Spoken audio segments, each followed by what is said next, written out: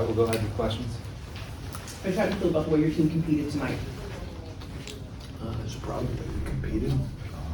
Thought we had some opportunities, and credit Kansas State making a big play, especially in the special teams area where we really swung momentum. When it was every time it seemed like we get a little momentum somewhere, they answered it with a big play or a score.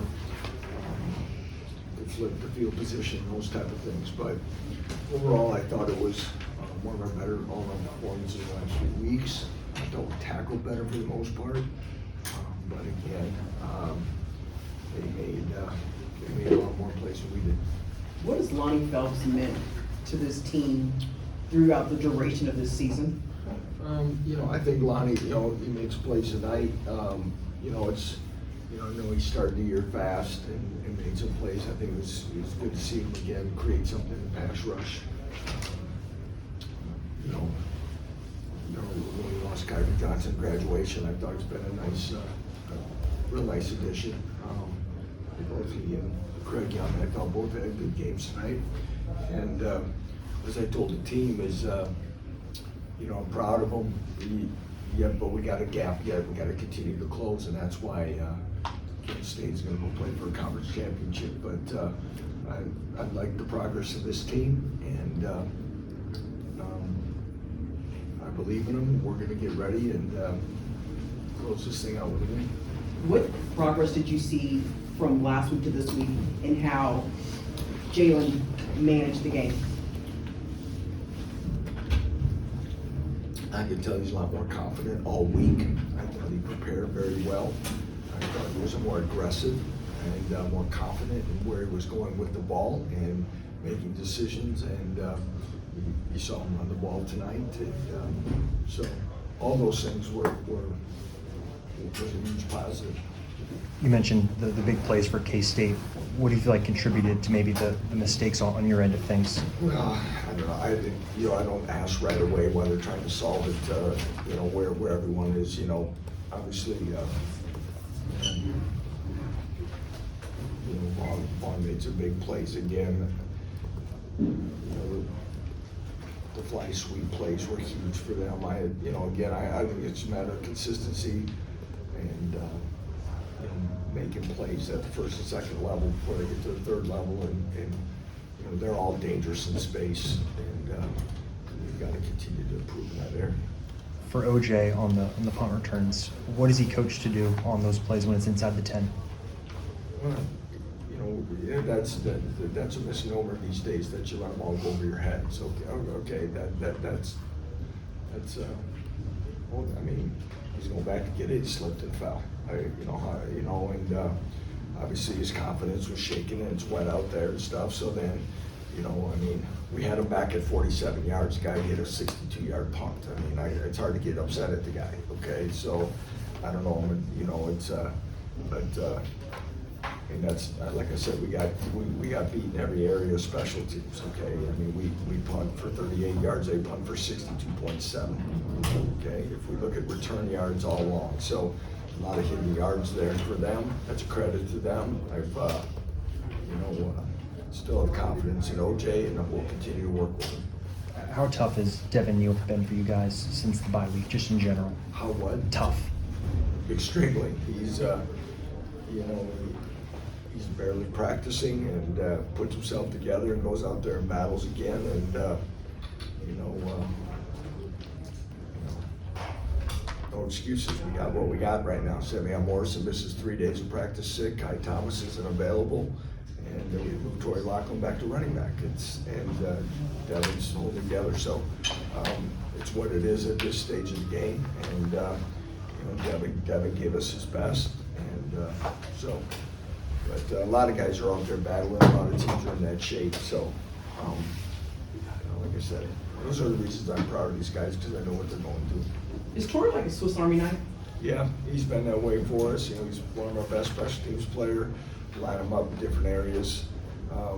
Feel bad for him actually, because he's never been able to fully settle into a position in this program, probably before we arrived, and kind of keeps bouncing back and forth. But his versatility does allow him to get on the field in other ways.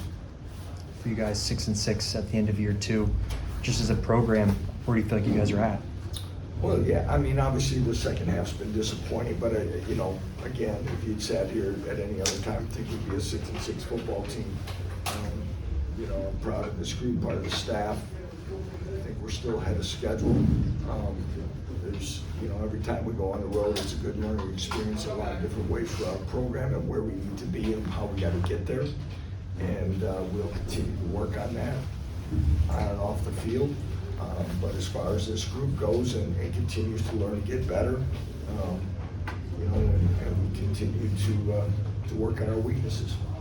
I guess from a big picture sense then, how big is the next month having practice and recruiting? Like I said, you don't even know it's going to be big for a lot of reasons, and it won't even be seen completely this year or maybe even next year. But it's, you know, you start thinking about these practices, and for teams that have been consistent bowl teams year in and year out, these extra practices and the extra retention and the extra time.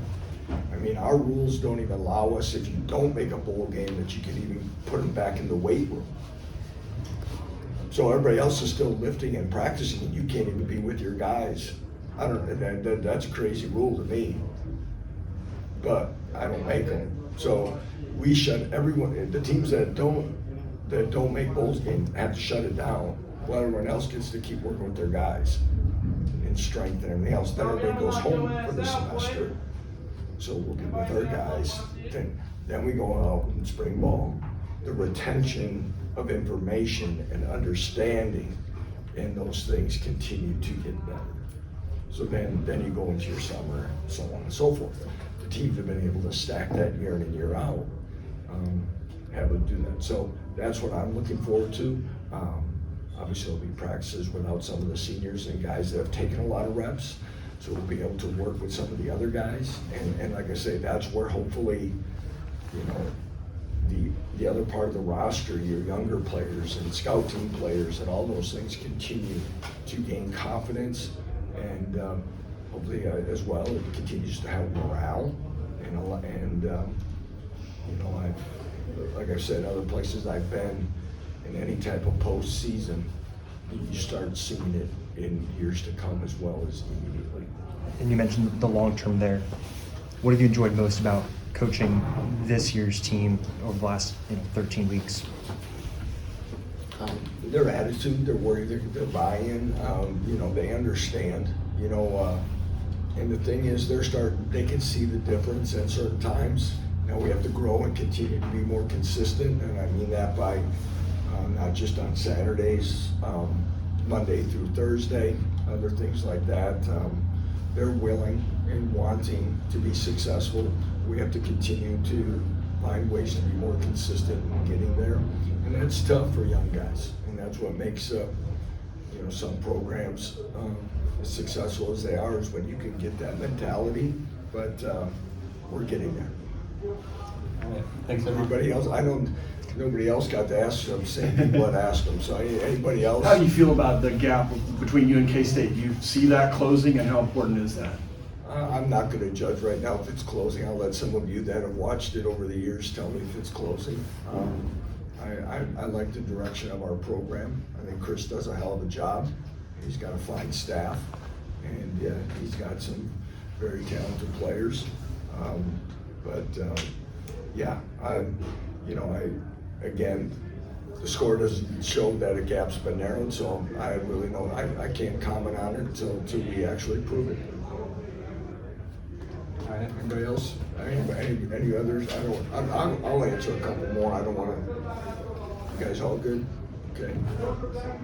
You got one more question? Okay. All right. Thank you.